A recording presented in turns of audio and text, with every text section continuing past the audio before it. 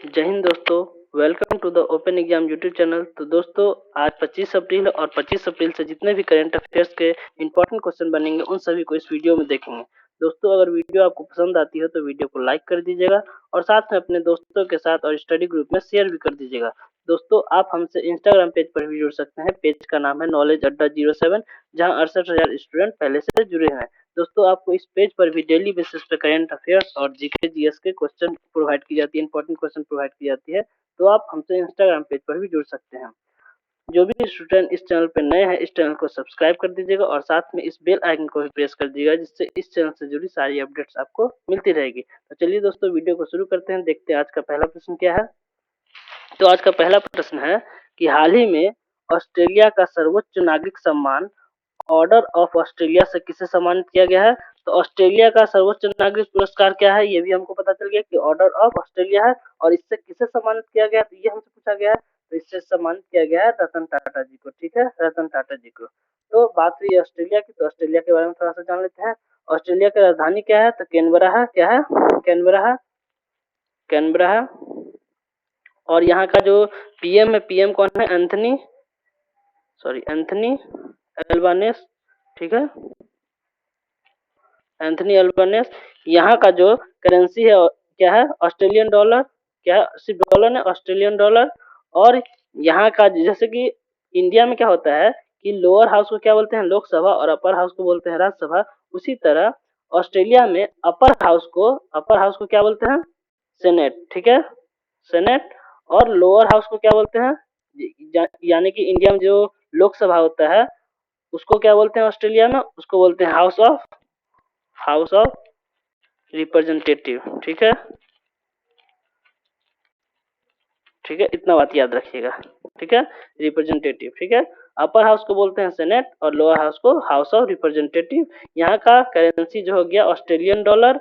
और यहाँ का जो प्राइम मिनिस्टर है वो कौन है, एंथनी अल्बानेस। और यहाँ का कैपिटल हो गया कैनबरा। ठीक है, तो ऑस्ट्रेलिया के बारे में इतना कुछ याद रखिएगा। चलिए नेक्स्ट क्वेश्चन देखते हैं।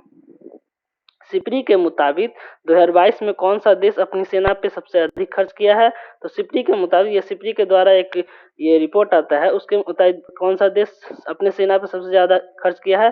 तो ये अमेरिका जो है वो अपने सेना पे सबसे ज्यादा खर्च किया है। और कितना खर्च किया है, तो 877 बिलियन डॉलर। ठीक है, 877 बिलियन डॉलर। ठीक है।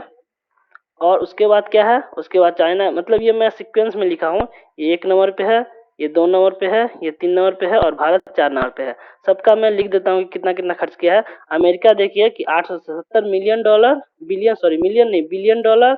उसके बाद जो चाइना किया है वो 296 बिलियन डॉलर।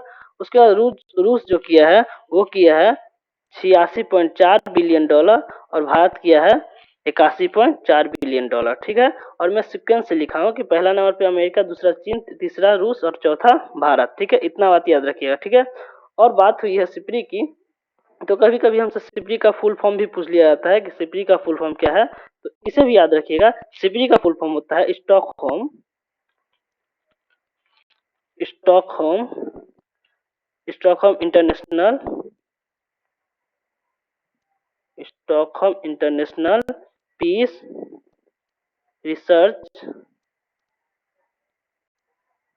इंस्टीट्यूट। ठीक है,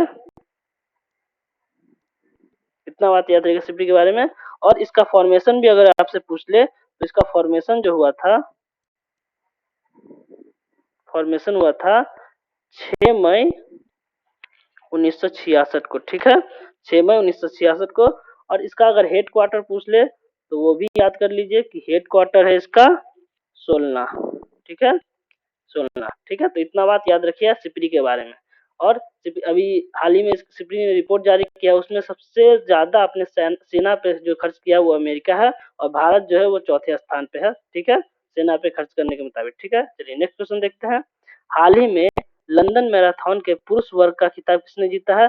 तो लंदन मैराथन के पुरुष वर्ग का जो खिताब है, पुरुष वर्ग का खिताब वो जीता है कैल्विन किप्टम ने। ठीक है, कैल्विन किप्टम ने, याद रखिए ये जो फोटो है कैल्विन किप्टम का है। ठीक है, और इसी तरह जैसे पुरुष वर्ग का पूछा है, इसी तरह आपसे महिला वर्ग का पूछ ले तो ये हो जाएगा, महिला वर्ग का कौन हो जाएगा, महिला वर्ग का हो जाएगा सिफान हसन, ठीक है, सिफान हसन, ठीक है। तो ये भी याद रख लीजिएगा कि पुरुष वर्ग में हो गया केल्विन किप्टम और महिला वर्ग में हो जाएगा सिफान हसन, ठीक है। चलिए नेक्स्ट क्वेश्चन देखते हैं।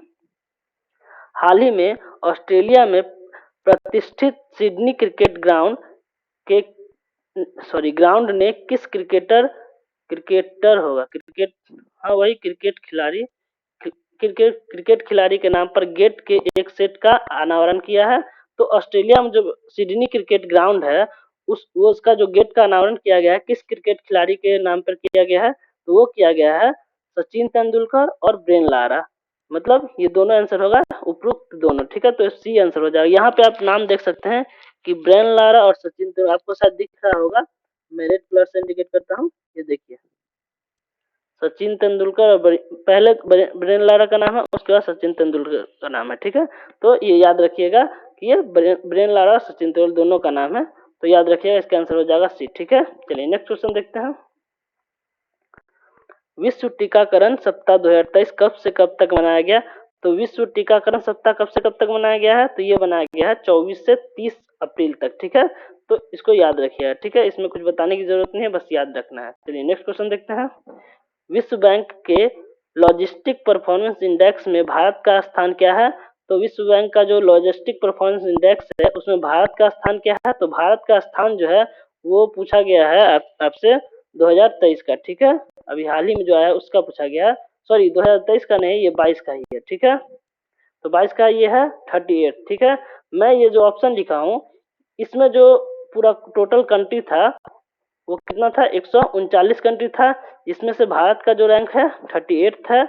और ये 54 और 44 क्या है, तो ये भी जान लीजिए कि 2024 सॉरी 24 बोल रहे 2014 में जो रैंक आया था उसमें भारत का रैंक था 54, 2018 में जो आया था उसमें रैंक था ये 44, और जो 2022 में आया है 22 का ही रिपोर्ट अभी 23 में आया है उसमें है 38, ठीक है।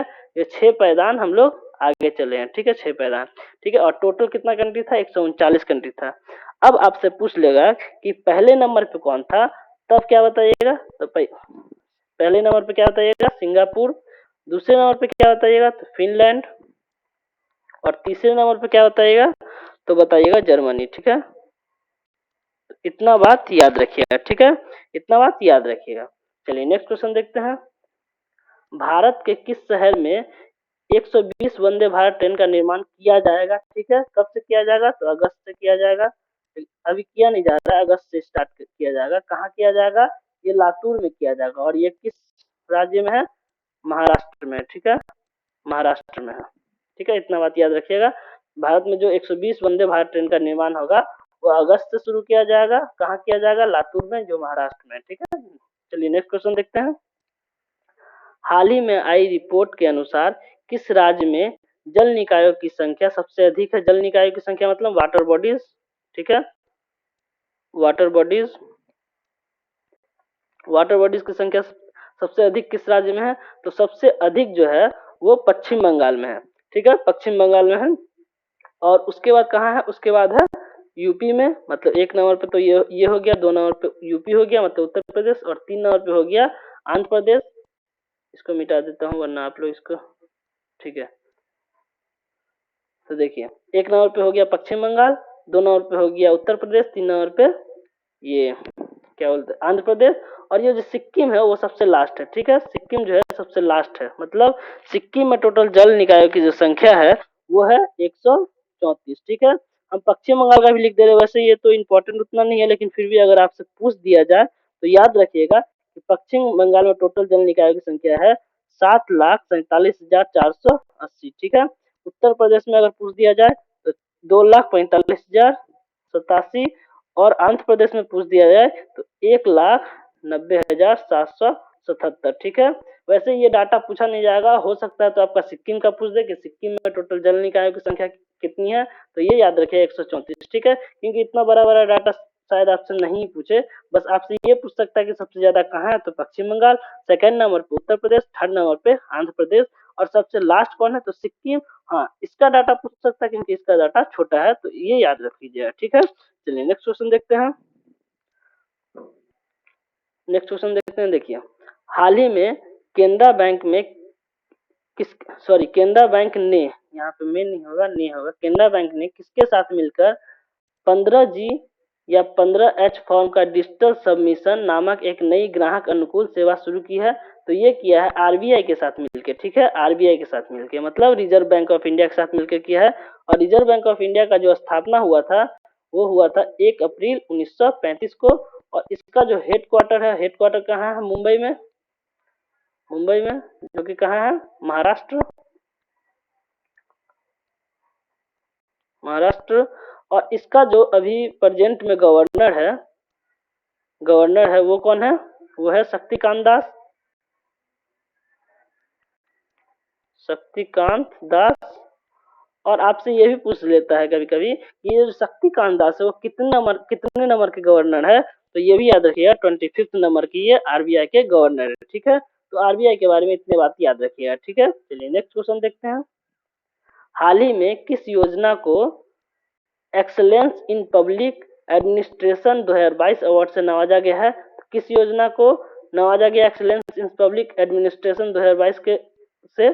तो ये नवाजा गया है पीएम गति शक्ति राष्ट्रीय मास्टर प्लान, ठीक है। इस योजना को नवाजा गया है किससे?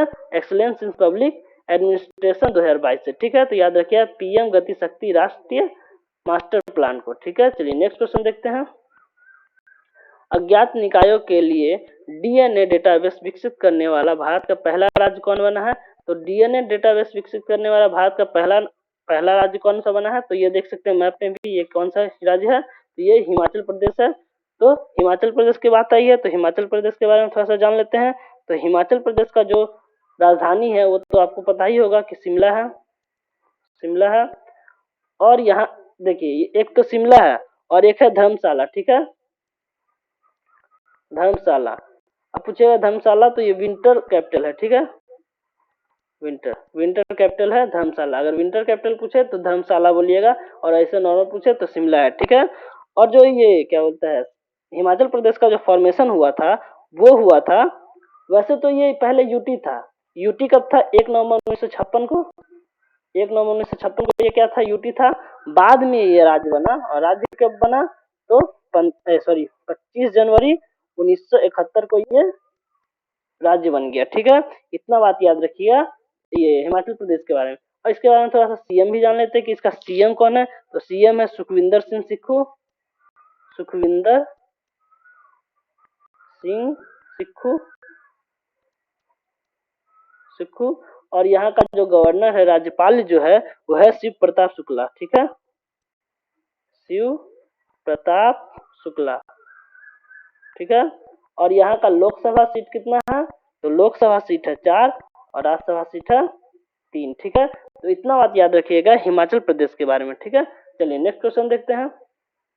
हाल ही में राष्ट्रीय पंचायती राज दिवस कब मनाया गया है? तो राष्ट्रीय पंचायती राज दिवस कब मनाया गया है? ये 24 अप्रैल को मनाया गया है, ठीक है। यहाँ देख सकते हैं नेशनल पंचायती राज दिवस ये 24 अप्रैल को मनाया जाता है। और कोई भी इम्पोर्टेंट डे जो होता है उसके साथ साथ उसका थीम भी पूछा जाता है, ठीक है, थीम भी पूछा जाता है। तो इसका थीम क्या है ये भी याद रख लीजिएगा। आजादी का अमृत महोत्सव, आजादी का अमृत महोत्सव समावेशी विकास, समावेशी विकास, ठीक है।